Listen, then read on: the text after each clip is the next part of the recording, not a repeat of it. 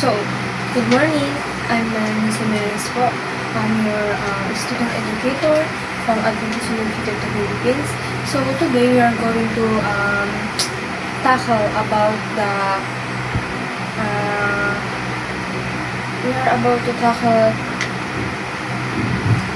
problem of this household. So, ang problem na na-encounter ko ay uncovered drainage yan sa and we are going to tackle about that. So, what is the definition of open drainage system? Open drainage systems, also called natural drainage systems, consist of uncovered channels or ditches that pick up wastewater flows and stormwater.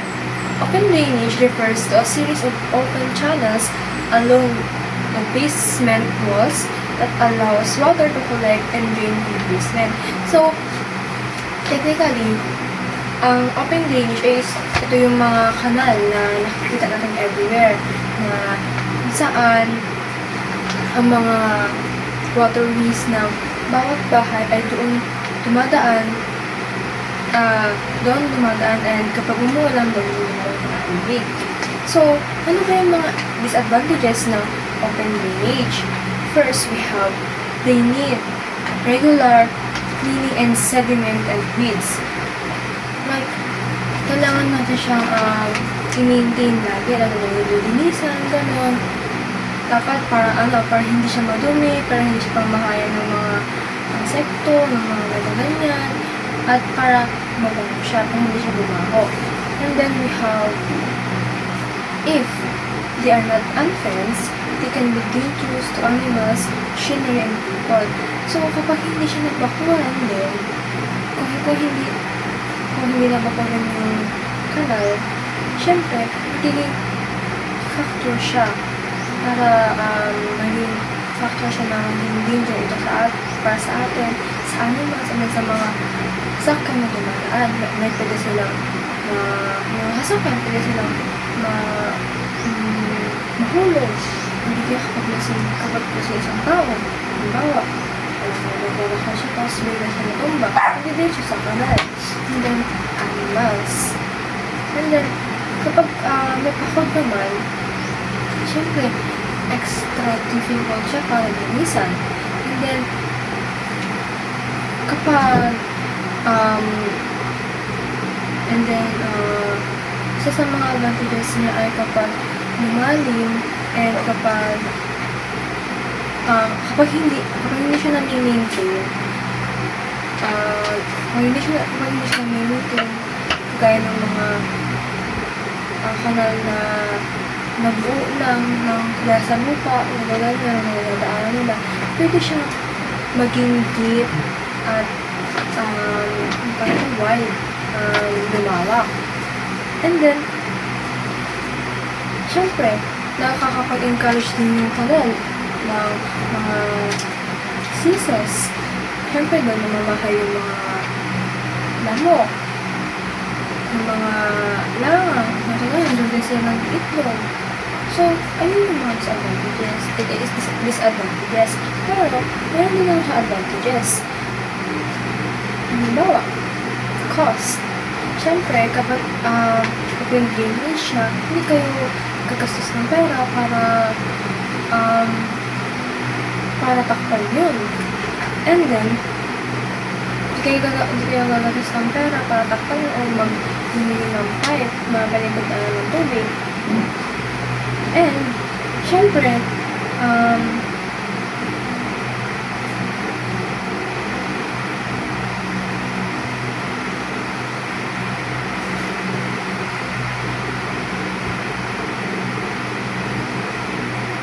then we have maintenance.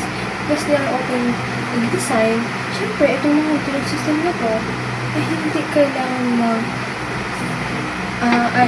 syempre, ang mga drainage system na to ay madali na siya i-maintain, madali na siya linisan kasi na-open niya. Pero kung takpan niya, syempre, hindi mo na siya mag-linisan. Ayan. And then, ano nga ba yung mga problem na nagkakos by open drainage. Siyempre, open drainage is a breeding ground for numerous diseases. Kaya sabi ko kayo na, natin siyang pagbahay ng mga lamok, ng mga langaw, na siyang painuman nila.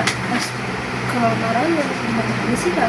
At mataas yung chance na magkaroon kayo ng such as dengue, asthma, diarrhea, stomach infections. Siyempre, nasa odor. And then, yun. So, we have different types of open drains, such as open drainage can be created at different depths, shallow, medium, and large. Shallow open drainage, pwede siyang kakain ng pala. Then, kapag medium naman,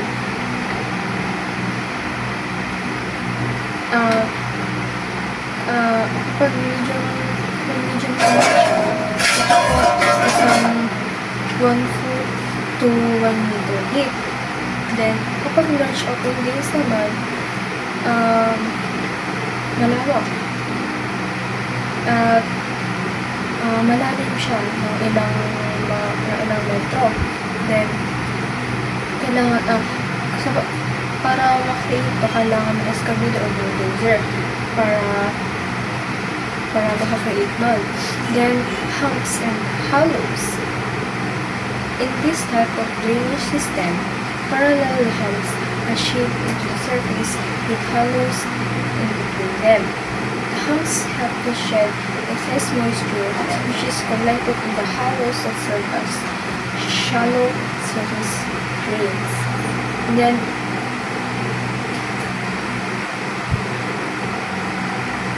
we have levees. Levees are typically formed on land with a region or on the banks of a river. Then, grass waterways. Grass waterways are often shallow and narrow. They help to regulate the outflows from drains as they go down slopes, which prevents erosion. So, ano nga ba yung humps and hollows? Ito yung ang humps and hollows. Ito yung di ba sa palayan. Between ng palayan, syempre may irrigation doon. Yun yung tinatawag na humps and hollows. Yung Canalizan top di ba? Kung saan nag-ibig sa Eastern. Doon, yun yung tatawag nilang humps and hollows, yung dinadaan ng tubig. And then, kapag labis naman, ito naman yung mas sa kape. Yung doon. Yung mga maliliit na pathways, tapos mayroong mga tubig na maangos din. Pero, maliit na siya na like, hanggang dito lang sa paa. Yung nasa food. Yun yung tinatawag nila. Tapos yun yung, diba may malaking ilog. Siyempre may nag-blending. Pero wala silang ibang pathways na dinadaanan para yun yung tinatawag na maliit na dinadaanan ng tubig sa libo. And then yung grass to waterways naman, ito naman yung dinadaanan na tubig na papunta sa palayan. Halimbawa, kapag nagpapatubig, syempre dapat isang yan. Isang kulay sa patubig, isang kapasyon na yan. Pero may space sa lahat na sa buong field, ganyan. Mag-create na unting kanal para doon papasok yung tubig at may spray siya sa buong field. So, yun talaga po nila yung best waterways. Siyempre, covered din siya ng grass para covered din siya ng palayan ng grass din sa palayan. So, that's all. So, ang problem nga natin dito is yung open drainage. Ito yung kanal. Yung kanal yung nakikita natin sa tabi-tabi, sa city, yan. Pero yung humps and hollows, like levees at saka yung wastewaterways, kadalasan nakikita siya sa bukid. Kadalasan hindi siya nakikita sa mga river. Merong palayan